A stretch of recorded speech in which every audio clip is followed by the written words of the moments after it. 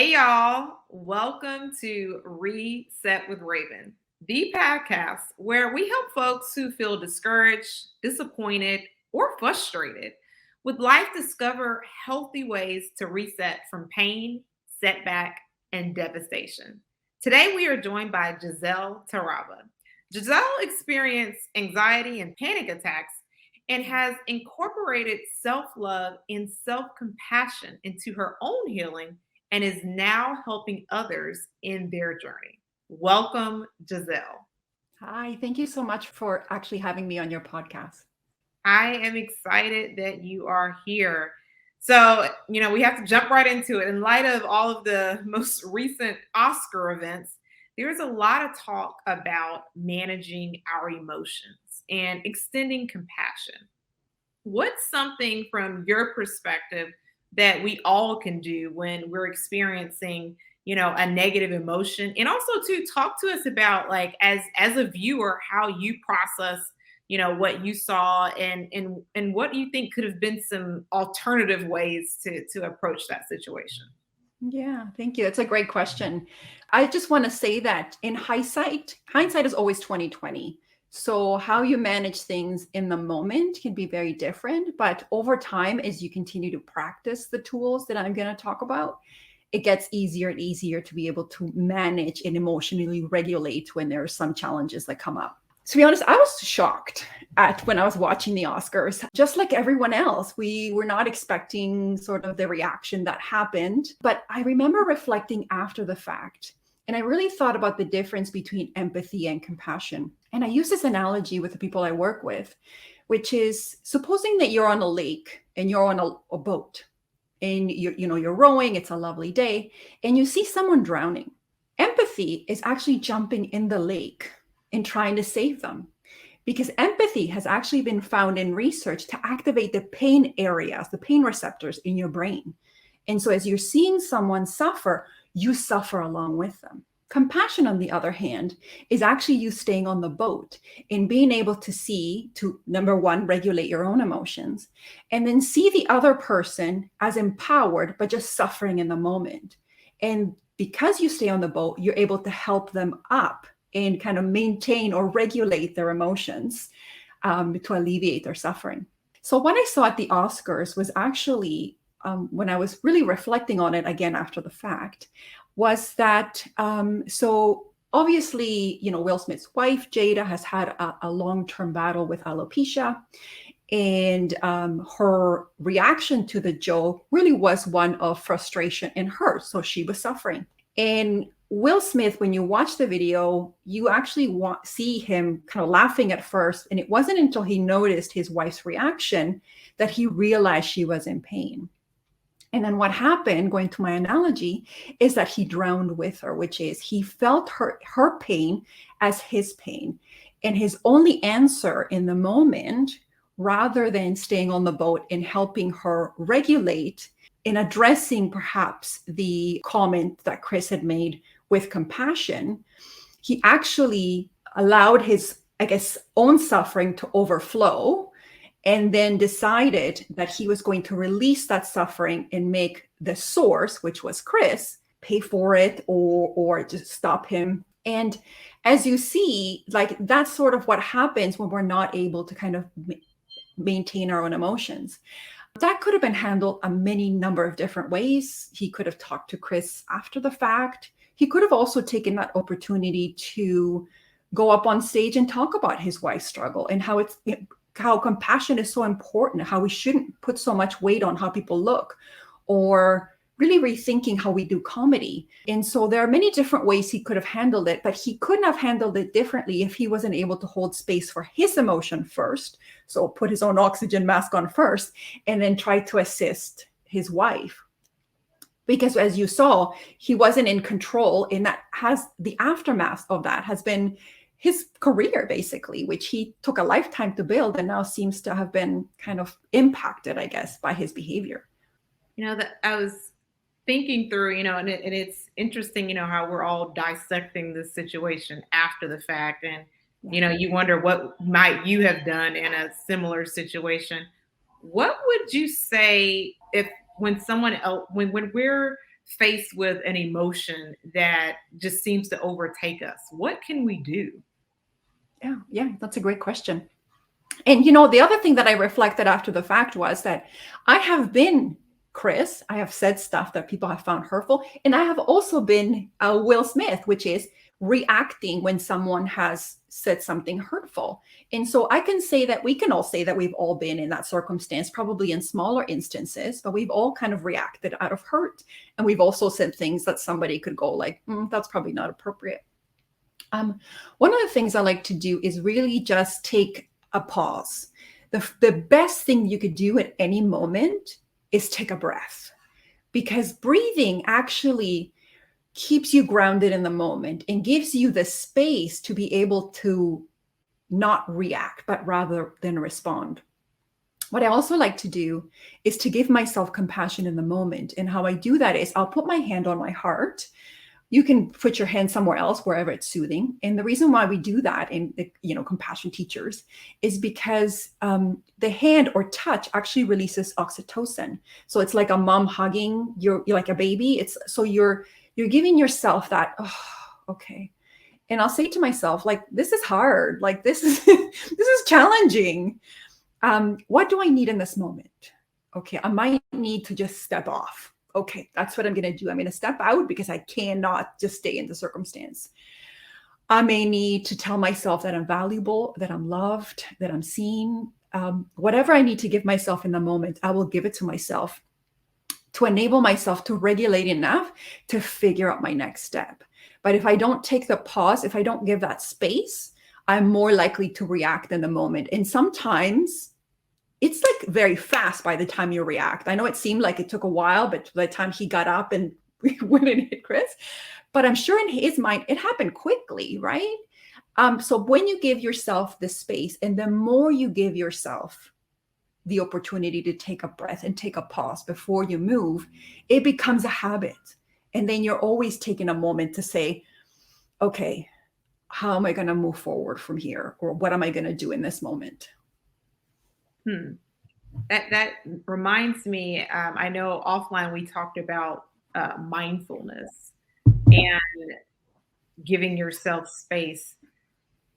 And it also too, when you see unfortunate situations like this, you don't want to be too critical of people, because I think we're all, if we're not practicing our mindfulness, practicing our self-compassion, aware of our emotions, so many things could go awry. I'm curious to know, like, it's wonderful to hear, this information, but what led up to you, like, studying this, becoming aware yourself? Talk to us about what your journey has been like to arrive here, and to even just, and I don't even feel like arrival sounds like a finality, but just to be in this journey, like, talk to us about what that's been like for you, and what made you become very focused on becoming, I guess I would say, like a more centered person. Yeah, thank you. I also want to acknowledge what you said, which is it's an ongoing process. I choose every day to be loving and compassionate. Sometimes I don't get it right, but then in the next moment, I choose again. And so it's constantly a choice. People think that being compassionate is easy. It's not. It's not easy to sit across from someone whose behavior has really hurt you and still see their humanity. So it is a hard choice to be able to see everyone as worthy, even if their behavior is hurtful. And so I wanted to comment before I talk about my story, which is one of the things that I have heard subsequently is that Will Smith carries a lot of trauma about issues in terms of unresolved trauma around his childhood and so on. And so what you saw was also trauma playing out, right? And so a lot of us carry that trauma that we don't realize, needs to be addressed, needs to be named and healed. And so it usually comes out kind of in the most awkward of circumstances. In terms of my journey, so I grew up in a household where at least one of my parents was traumatized. They had a really horrible childhood. And we were kind of raised with the survival skills of children who had experienced child abuse and neglect. And so I carried a lot of I would say trauma. So I really didn't think I was worthy. I didn't think I was lovable. I had huge anxiety and like I had abandonment issues. I started having panic attacks when I started my one of my degrees, and I didn't know what it was. I thought I was having a heart attack. And so I was like, okay. And so I had been practicing meditation and mindfulness as a way to resolve some of the issues. But it wasn't until I found self-compassion and self-love where things actually changed for me. And how I found it was that I was a director at a not-for-profit, and I was suffering. I had reached a wall where I was kind of done suffering, and I had said to myself, okay, I'm kind of done. At the same time, I also saw a lot of people in my workplace that were suffering. And because I was a director, felt personally responsible for them in terms of alleviating workplace suffering. So I don't remember how I stumbled on compassion. I think it was partly the Dalai Lama, or, like all of these great speakers that talk about, the spiritual components of our well-being. But I started to practice mindfulness and self-compassion, started giving myself what I needed in the moment instead of looking for it externally. So all of my life, I had been looking for someone to tell me I was lovable, to tell me I was worth, to show me so that I could then love myself. And so what I realized was I can give this to myself. And when I started to do that, my relationship with myself changed. My relationships changed because it was no longer a tug of war of energy. I didn't need them to be anything different because I could always give to myself what I needed in the moment. And so I felt truly powerful because I was no longer giving away my power to people. I was no longer allowing them to determine how I felt about myself. And so once I found that, I thought, wow, this is really, really key. And my husband was going through his own journey at the same time of being loving and compassionate towards himself. And so we started talking about, wouldn't it be great if everyone tapped into that love and compassion, which they naturally are born with, but we learn all of these things that kind of prevent us from being our authentic, loving, and compassionate selves. And so I attempted to bring some of this compassion work into my workplace. I had great success within my own teams, but then I decided to leave and actually do this full time because I believe in it so much. I do think that compassion is the way. A lot of the way we approach things, and you have actually seen this in the aftermath of the Will Smith situation, is punitive. Like, so we're gonna take away this thing, or take away his membership, or take away his Oscar, even though the incident had nothing to do with his performance as a movie star. We are going to take away his contracts. Where's the forgiveness? Where's the compassion for a person with trauma? I'm not saying what he did was right. I'm sure, but the only person that I'm seeing, at least, is not really acting or reacting, is Chris. So Chris was able to regulate enough to be able to proceed with the show. He was also able to regulate enough not to press charges. And so I'm not saying that he's not going to, but really, when we start to treat each other with kindness, seeing each other as human beings, as flawed human beings that we are, we can react differently and therefore maybe create a different world. Because if you look at the jail system, like if you look at the prison system, punishment doesn't work. Mm. That's very interesting. Yeah, you have me thinking about rehabilitation. We see that most, if not all the time, after someone is even released from incarceration, the cycle repeats itself because we aren't forgiving. The reentry to society is challenging, is difficult. People are looked down upon. And I think it is interesting when we talk about responding versus reacting and showing compassion. I was not aware of this now. I was not aware of this until recently, but I'm aware now that there was an interview maybe about 2 months ago that Chris Rock did with Trevor Noah, where he mentioned that he's in therapy 7 hours a week. And he has his own history of some trauma and experiences, and he struggles with his self-esteem. And one thing, so many things that arose from all this situation. The one thing it reminded me is that you never know like what people are dealing with internally, and you never know how close someone is to the edge, depending on what experiences, and what is happening in their personal life. Um, Yet they may show up to work, because we could look at their performances as actors and a comedian. They're showing up to work, so people who have often their work face or their professional face, but internally dealing with so many things, and you never really know what's that thing that could be like the tip of the iceberg, because all we know, Will and or Chris had a terrible week all week, or some other things that Yeah. transpired prior to that that had absolutely nothing to do with the joke, the comment, their relationship, or anything like that. But you never know what people are going through. And it's a reminder too that people may have fame and fortune and still have their own things they're battling with or dealing with internally, like low self-esteem, or feeling like unworthy, or whatever is going on in their lives. So that was very, I guess, interesting as you kind of go back and reflect on everything that transpired, and just the things that we do know versus what we don't know about all of that.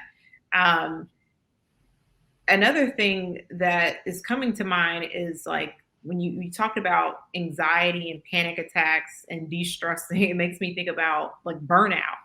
And we are still in this age right now of the great quit, the great resignation, or the big quit.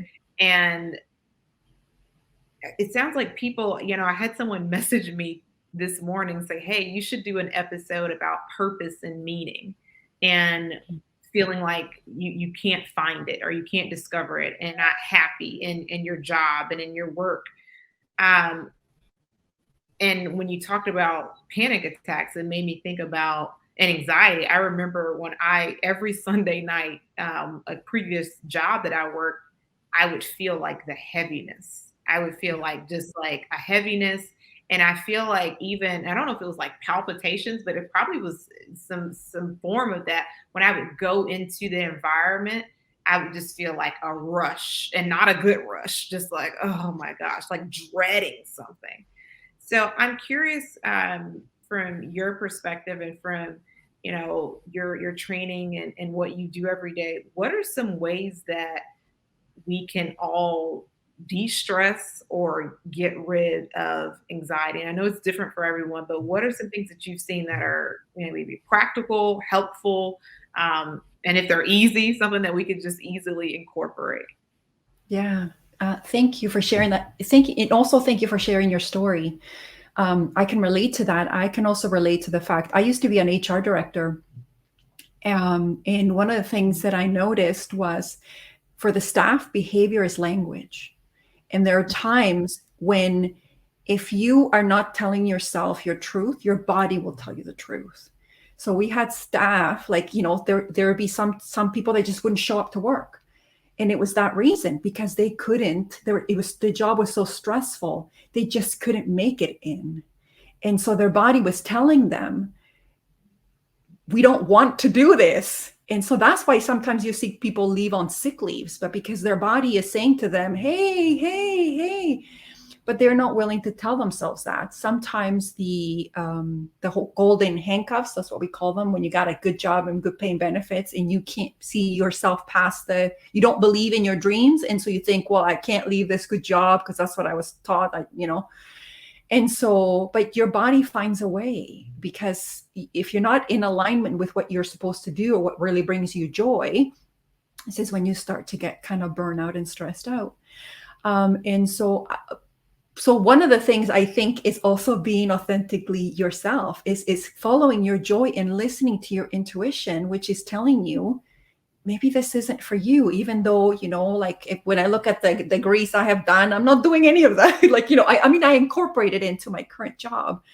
But if you had asked me like 10 years ago that I'd be working on, offering coaching on love and compassion, and I would have thought you're crazy. And so, but it is about following your joy and being authentically truthful. But how do you manage the fear? How do you manage the doubt, the worry, the anxiety? Um, so one of the things that I find helpful is meditating. I really do find meditation helpful. Now, for some people, it doesn't work. But I just want to remind you that meditation is not always just sitting in a chair. It's never just, oh, you got to get rid of all your thoughts. That's actually not true. It's just not giving them so much weight. If you just allow them to pass like clouds, you don't have to follow every thought and you don't have to go into it. You can just allow them to pass. If you doing something you really enjoy, like walking in nature, that's a meditation. Drawing, sketching, that's a meditation. And so it doesn't have to look in the way that, like the gurus or the yogis, and it doesn't have to look that way. One of the things I found surprising about meditation was that I actually did find I had space between my thoughts. I've never been able to just kind of not think at all. But I do find that there's greater space between the thoughts so that I have greater control over them. So I don't have to dive into the first or second negative thought that I have. And I can easily redirect my thoughts into thoughts that I want to have. The other thing that along the same lines, is mindfulness, which is really about, so worry is actually about something in the future, and guilt is about something in the past, neither of which exist in the current moment. So your power is always in the present moment because it's something you can do about. And so most of the time, we're not in worry in the present moment. We're worried about something in the possible future. So being as mindful as possible is really, really helpful. And when we don't, practicing self-compassion is really helpful. Changing that critical voice that goes, oh, there again, I suck at meditation, I'm always terrible at everything. Just saying, hey, I tried that, it didn't work, I can always try again. That doesn't mean I'm not worthy. That doesn't mean I'm not valuable. I'm valuable because I exist. I'm lovable. I'm worthy. And so when we start to practice these tools over time, our experiences in life and what we attract and align to are so much greater, so much more joyful. And I just want to also mention, in the beginning, meditation felt gritty for me. And so there were days where I could only do 5 minutes. So that's what I did. There were other days where I could push through a little bit. I could do the extra minute. And now I can meditate for like an hour, 2 hours. And so, yeah, so everyone has the ability to do it. It's just a matter of continuing to show up for yourself.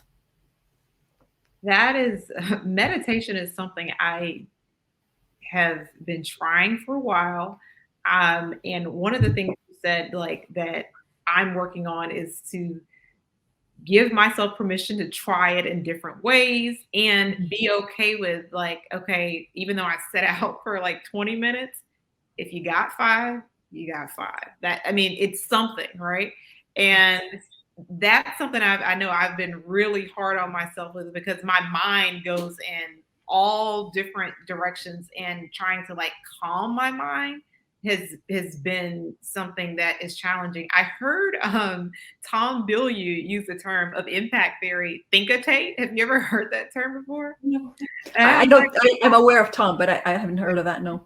he said something that like stood out to me. I was like, okay, let me try that. And it's where he like thinks while he meditates, and he has like a notepad. So if something great idea comes up, he writes it down just to like kind of declutter. And that is something that so far, just recently, I've been trying to add to my meditation practice, which helps, because I feel like, well, what if I lose this thought? This is something that was really good that came out of my meditation. So um, recognizing that, you know, doing what works for you. I think that is what's really important. And that's something I feel like I'm just now like leaning into.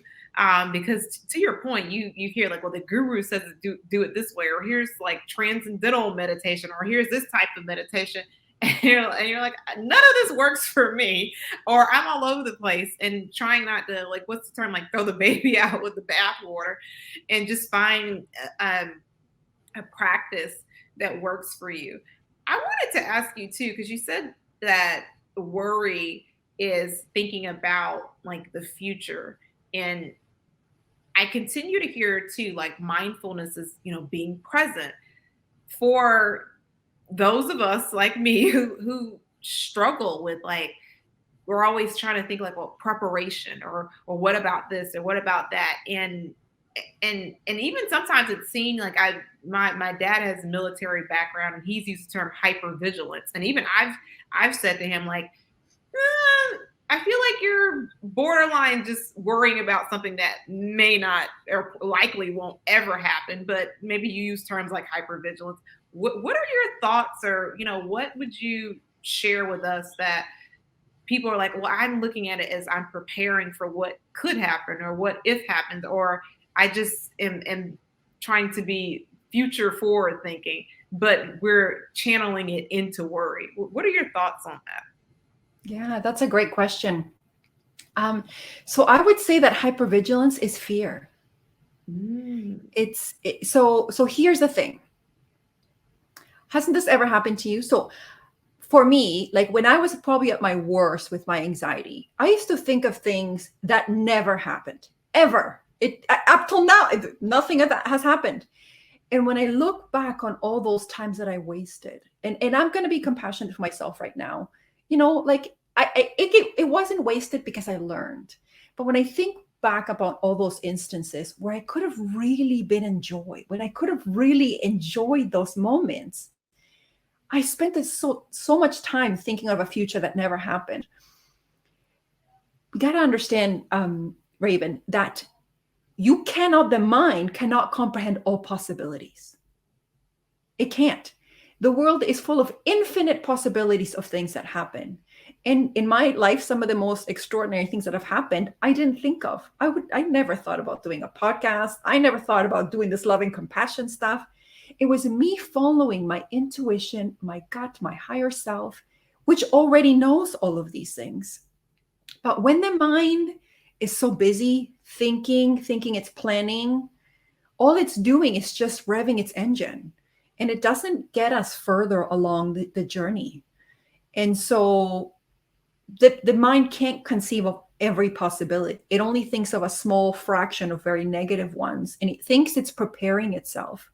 But what it's actually doing is you're suffering twice. So for example, if you're worried about losing your job and then you lose your job, you're just suffering twice. It didn't help you cope with the loss of the job because you still lost it.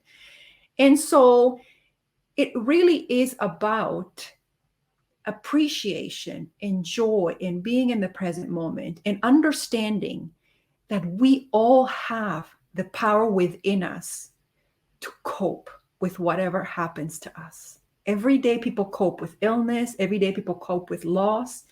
And one of the things that I realized, I used to have a lot of trust issues, like really bad trust issues. And when things changed for me was when I realized it wasn't that I didn't trust people, it's that I didn't trust myself to cope with their betrayal. So when I realized I had the power to overcome whatever happens in your life, you can deal with, because you're like, okay, this is a mountain. How am I, or this is a cow. How am I going to eat the elephant? One bite at a time. And so once we start to stay within our own power, we realize that we can cope with things that happen in our lives. And when you look back in your life, think about the things you have actually successfully overcome. You have this amazing show, you have right? And so there's so many things, but we forget that. We forget. And so we spend our lives worrying about things. Most of those things will not happen. And if you are in the middle of a thing that's happening, you're not spending your time worrying, you're managing it, right? You're managing it in the moment. You're not worrying about it. You're coping. So to me, hypervigilance is fear. It's just kind of managing our fear. And mindfulness brings us back into our power, because the only thing we can do to control things is be in the present. And when you think about things, so I'm more spiritual in kind of in the work that we do. And one of the things I've noticed is that the more that I am in joy, the more that I see abundance and I'm grateful, the more that life aligns to bring me more of those things. And so really making sure that we're in a positive alignment will attract greater things to be positive about. That doesn't mean that things don't happen, like loss and so on, but we just kind of change how we perceive those events. That's really good. I needed to hear that. I definitely needed that. Hypervigilance is fear, and our brains couldn't possibly know all of the many possibilities that could happen. So yeah, and then also too when you said worrying is suffering twice. Wow, that is huge, and it's something to think about in terms of anything that has happened that was an adverse event. We managed. We got through it before. We're designed to get through it again. Huh. We're That's resilient, we're strong, we're powerful, powerful. We just forget. We get so caught up in the fear that we forget who we are. that is great. Well, I want to know more about like your work and what you are focused on or interested in the now. What's something that's very important to you right now? Yeah. Thank you for asking that question. I'm really interested in compassion in difficult conversations. It's so very similar to what we had talked about earlier. You know, one of the things we had talked about was the Will Smith incident and how people tend to respond to others who are hurtful with punishment. But when we hurt other people, we want to be forgiven, right? Like when I've hurt people, I want to be forgiven. I'm like, well, please forgive me. But when other people hurt us, we want to punish, and that's because we are hurt. And so what I'm really interested in is like heart compassion, like having conversations about how do we lean into one another and have those difficult conversations. We do work in workplaces, and so how can you address workplace toxicity with compassion? The things that I saw when I was an HR director was what ends up happening is, so a person who's bullying other people usually tends to be a hurt person who's, that hurt comes out in their relationships with other people. How that's managed, it's managed punitively. So they tend to be fired. And then what happens is that person further sees themselves as a victim. So that was what I remember in my interactions with those people, is that they saw themselves as a victim being further victimized by this horrible workplace. And so one of the things I've been contemplating, and you'll see it on my LinkedIn, is like, what if we handle people that were hurtful with compassion? What if we sent them to compassion training so that they can learn about, first of all, why they're behaving the way that they are, and number two, how their behavior impacts others and themselves. So it's about really reframing how we manage hurtful behavior, because we have all hurt, unless, I don't know, maybe people have been canonized that I don't know about. We've all done things that have hurt other people and have wanted forgiveness, and other people have hurt us too. And so can we start to look at each other differently? Can we see each other's humanity? Can we see each other and care about each other as brothers and sisters, rather than, well, those are the people over there, like the othering, right? Because if COVID has showed us anything, is that we're all interconnected, right? And so my wellness is connected to your wellness. And so wouldn't we make a better world if we were all kind of joyful and happy and caring about one another? So that's what I'm interested in. It's having those conversations. And so a friend of mine and I are working on a module called Compassion in Race and Equity Conversations. How do we lean into one another and have those difficult conversations that people aren't comfortable having? So how do we have, because a lot of the training, I should mention, I'm Hispanic, right? So I was born in Peru, and I came into Canada when I was about 10, but I'm white passing. And so the white passing enables me to infiltrate, I guess, the white groups. And so when I have conversations with white people about the equity training that happens, there's a lot of shame, there's a lot of guilt that happens. And how they manage those behaviors is defensiveness. And so that doesn't get us to conversations. And so can we use self-compassion to allow those people to hold space for their emotions so they can lean in and hear about their colleagues' marginalization, to hear about the world we've created, co-created. And it's the same with my friends who are racialized. They need a lot of self-compassion as well to hold when their histories aren't validated, when they're still facing all this trauma from this world we've created. And so we all need compassion to be able to lean in and have these conversations. But we need to be able to hold space for ourselves first. So can we have these conversations and see each other as human beings worth doing business with? I love that you are focused on difficult conversations and bringing these conversations to the light, because it's things that people talk about in their homes or amongst their friends. And it's interesting when you mentioned Peru. We'll talk a little bit more about this offline. I went to Peru with one of my really good friends, and she was talking about that. We went to, she's from Loren in Peru, and she was talking about being white passing versus the skin tone of some of her relatives. And it was interesting when I met her family and she talked about like just her moving to the States and her mother's experience, who is a darker skin tone, versus her experience.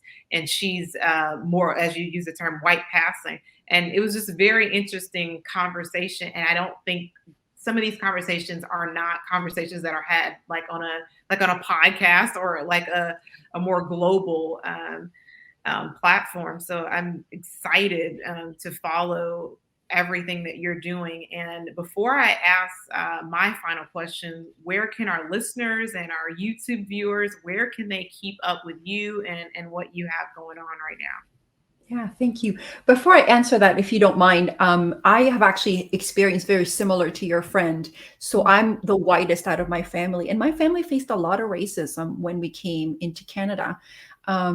Because being Latino, being Hispanic wasn't popular then. We came in the 80s, right? So it wasn't like, like Sofia Vergara, and you have all these Latinas that have actually kind of paved the way for Latinos to be popular. So it was really interesting to see kind of the different paths that I was able to pass. And so therefore, although I still got asked, where are you from? No, originally, right? Because people try to fit you with like, okay, where are you from? You're not quite.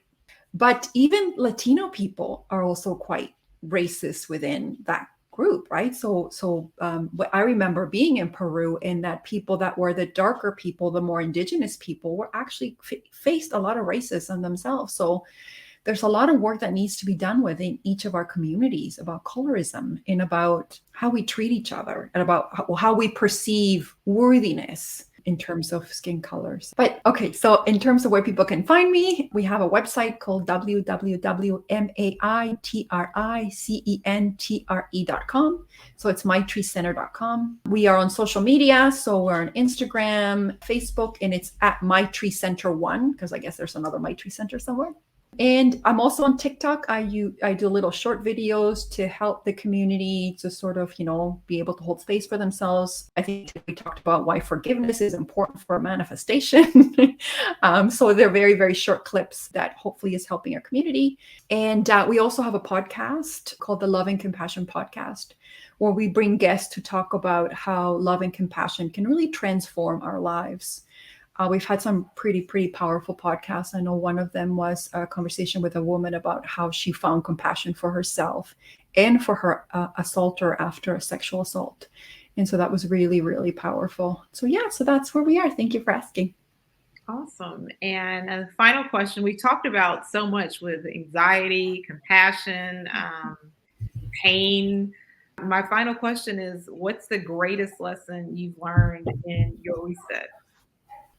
The greatest lesson was, so going back to my journey, I didn't realize I was suffering, right? Because I saw myself as a victim for a very long time. I would always say, well, this person's doing this to me, or this person's doing this to me, and this person's doing this to me.